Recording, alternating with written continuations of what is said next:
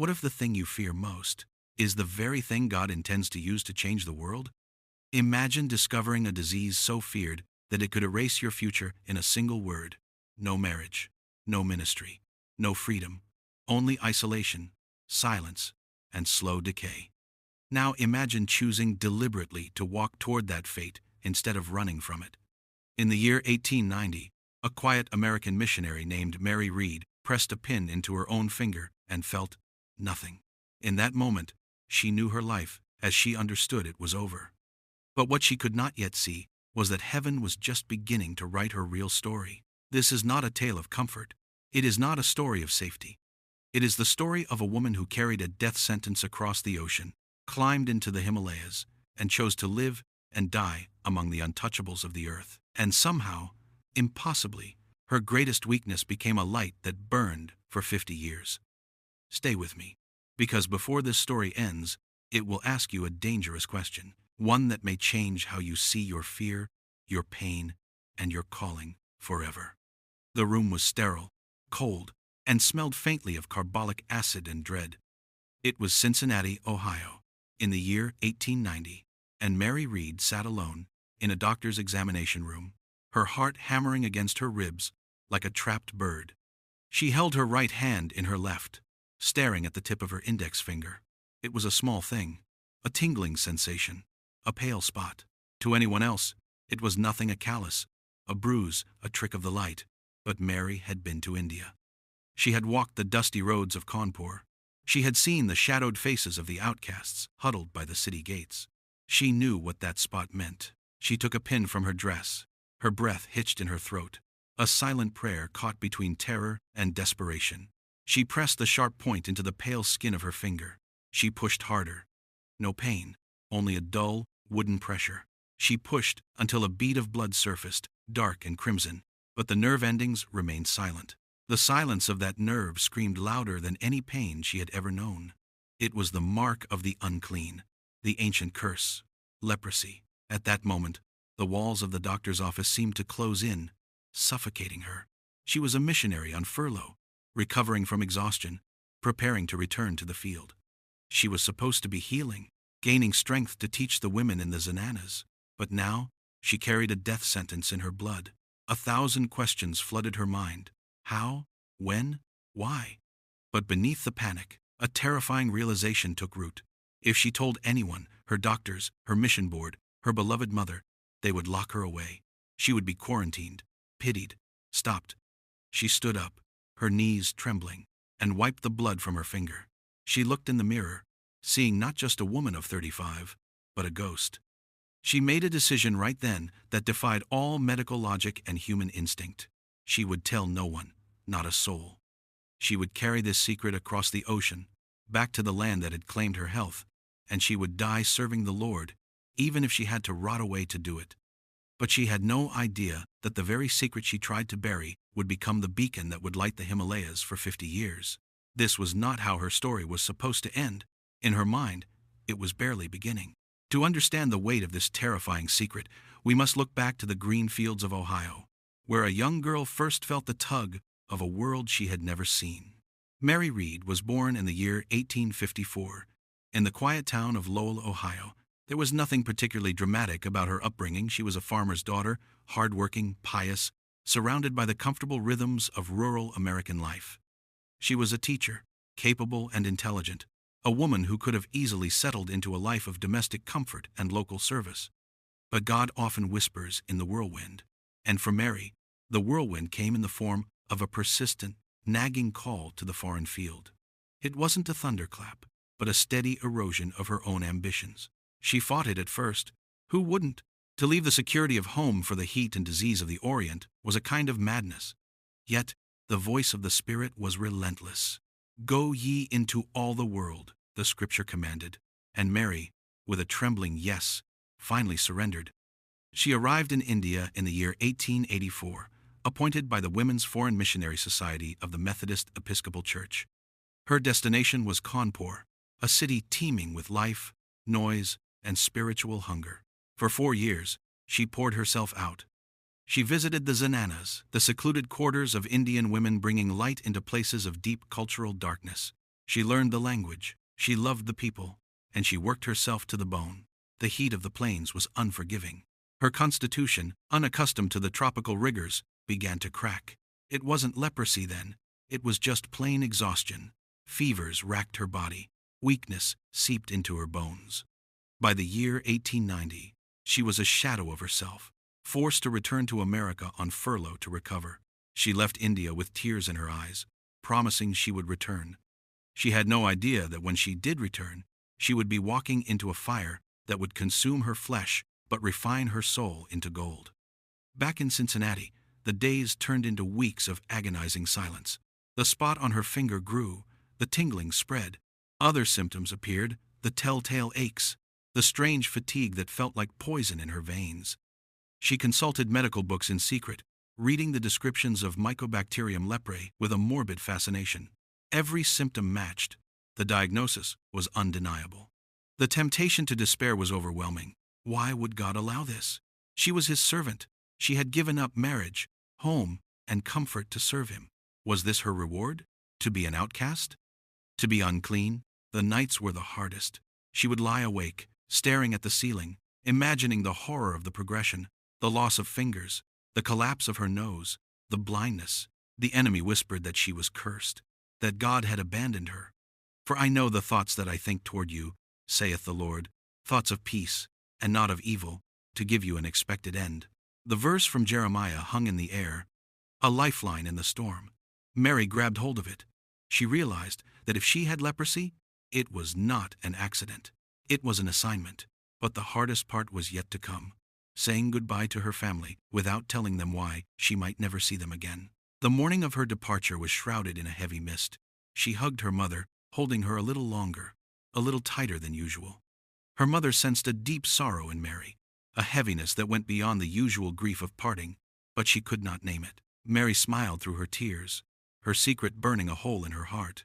God has called me back, was all she said. She couldn't say, I am going to India to find a leper colony and die there. She spared them that pain, taking the full weight of it upon her own shoulders. The journey by sea was a passage through purgatory. While other passengers laughed and dined, Mary sat by the rail, watching the dark waves, her hand often tucked into her shawl. She was sailing toward a destiny that terrified her. She was moving toward isolation, toward a living death.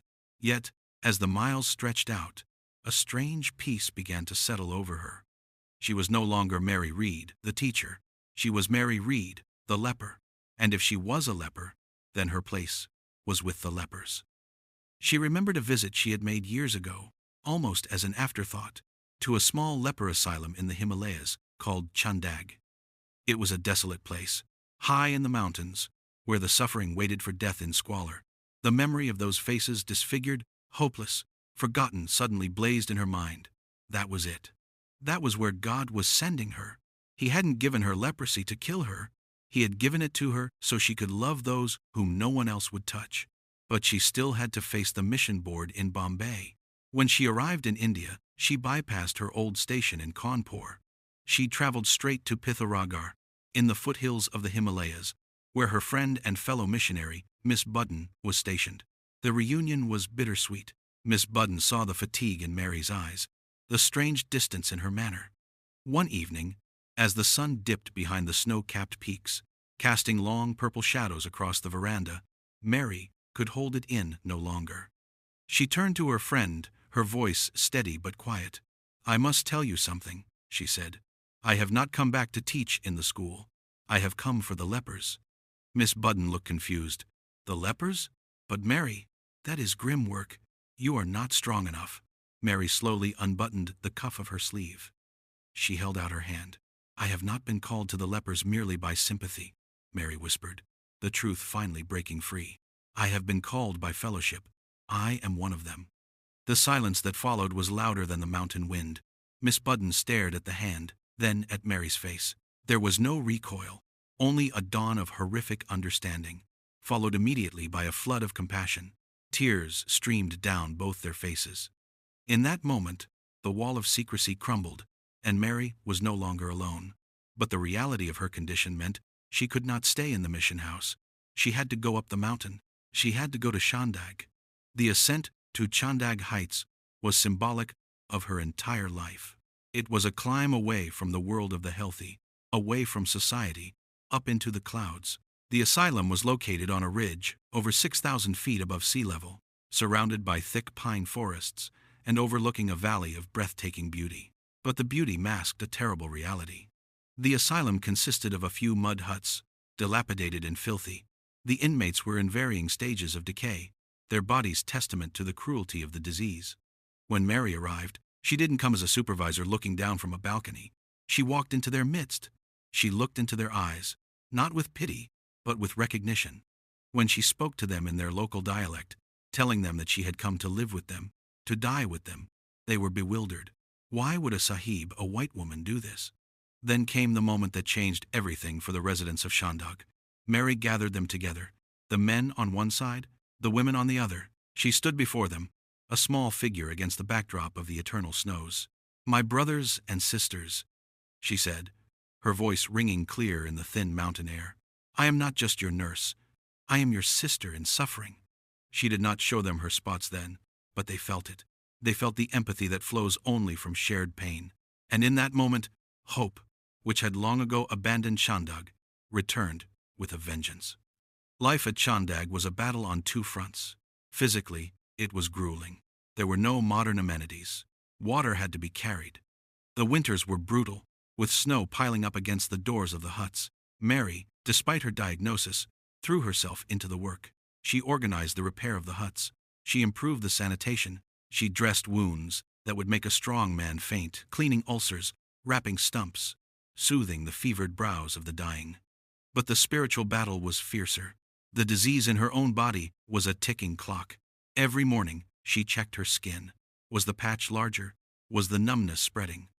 There were days of agonizing pain, days when her throat burned and her voice failed, a symptom of the disease attacking the larynx.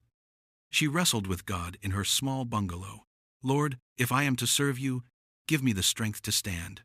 If I am to rot, let me rot, praising you." She refused to take the mission salary. She lived on her own meager savings and gifts from friends. She wanted to be a burden to no one. She built a chapel, a place of light and song amidst the suffering. And oh, how they sang! The sound of lepers singing, "The great physician now is near," drifted down the valley, haunting and holy. People in the valley below would stop and listen, marveling at the joy coming from the place of death. Then, a year into her stay, something inexplicable began to happen. Mary had been preparing for the inevitable decline. She had seen it in her patients, the collapse of the face, the loss of limbs. She waited for it. She prayed for grace to endure it. But the decline didn't come. The spreading spots stopped. The fierce pain in her nerves subsided. She was afraid to hope. Was this just the calm before the storm? She went to the district surgeon for an examination. He was a skeptic, a man of science who knew the relentless trajectory of leprosy. He examined her thoroughly. He looked at the old records. He looked at her now. He frowned, checking and rechecking. "Miss Reed," he said, his voice thick with disbelief. "The disease, it is arrested. I cannot explain it. The active symptoms are gone. It wasn't a total cure. The scars remained. The sensitivity was altered, but the devouring fire had been quenched." Mary fell to her knees. It was a miracle. But why? Why was she spared the worst of it when her beloved people suffered so? The answer came to her in the quiet watches of the night. She had not been spared for her own sake. She had been spared so she could serve longer. Her life was alone, extended day by day, year by year, for the sake of the outcasts. "My grace is sufficient for thee, for my strength is made perfect in weakness." She understood now that her arrested leprosy was a greater testimony than a complete disappearance of the disease. It was a daily dependence. She walked the line between health and death every single day, kept alive solely by the breath of God. But the trials were far from over. Years turned into decades. The mission at Chandag grew. New buildings of stone replaced the mud huts. A wall was built to keep out the leopards that prowled the night, but Mary laughed, saying God was her wall. Yet, opposition arose. Local superstitions ran deep. People feared the lepers. They feared the curse. Mary had to fight for land, fight for water rights, fight for the dignity of her people. There were nights of profound loneliness. She watched the sun set over the Himalayas thousands of times, often wishing for a familiar face, a touch from her family back in Ohio. Letters took months. She missed weddings, births, and funerals. When her mother passed away, Mary wept alone in her mountain cabin, the grief tearing through her like a physical wound. She couldn't go home to say goodbye. The sacrifice was total. And yet, the joy. You must see the joy to understand Mary Reed. Visitors who trekked up the mountain expected a place of gloom. Instead, they found a garden. Mary had planted flowers everywhere, bright marigolds, roses, wild mountain lilies. "Why should we not have beauty?" she would ask. "We are on our way to the king's palace." She taught the lepers to read. She taught them to pray. She saw men and women whose bodies were falling apart find a wholeness in Christ that the healthy world could not comprehend. One by one, she buried them in the little cemetery on the ridge, weeping over each grave, but rejoicing that they were now running on whole legs on streets of gold. One terrifying night, the roof of her bungalow caught fire. The dry pine wood blazed instantly. Mary, now older and frailer, stumbled out into the freezing night. She watched as her home, her books, her letters, her only connections to the outside world, turned to ash. She stood in the snow, shivering, the orange glow illuminating her lined face. It felt like a final blow. Everything was gone. But as the embers faded, a leper woman, her hands bandaged stumps, came to Mary and wrapped her own tattered blanket around the missionary's shoulders. "Mother," she said, "we will build it back. You built us back. We will build you back." Mary wept, not for the house, but for the love. She realized then that she hadn't just ministered to them. They had ministered to her. They were her family. This mountain was her home. Decades rolled on. The world changed. Wars raged in Europe. Empires fell. But up in Chandag, the white angel of the Himalayas kept her watch. She grew old. Her hair turned as white as the snow on Nanda Devi. Her eyesight began to fail. A cruel irony for one who loved the mountains so much. But her spiritual vision only grew sharper. By the 1930s, she was a legend. Travelers came just to see her, to receive a blessing from the woman who had walked into death and lived. She would sit on her veranda, a shawl wrapped tight against the chill, and tell them of God's faithfulness. She didn't talk about her sacrifice. She talked about His sufficiency. "I have not had a day of suffering too much," she would say, her voice thin but firm.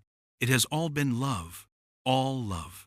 In April 1943, after 52 years on the mountain, Mary Reed lay down for the last time.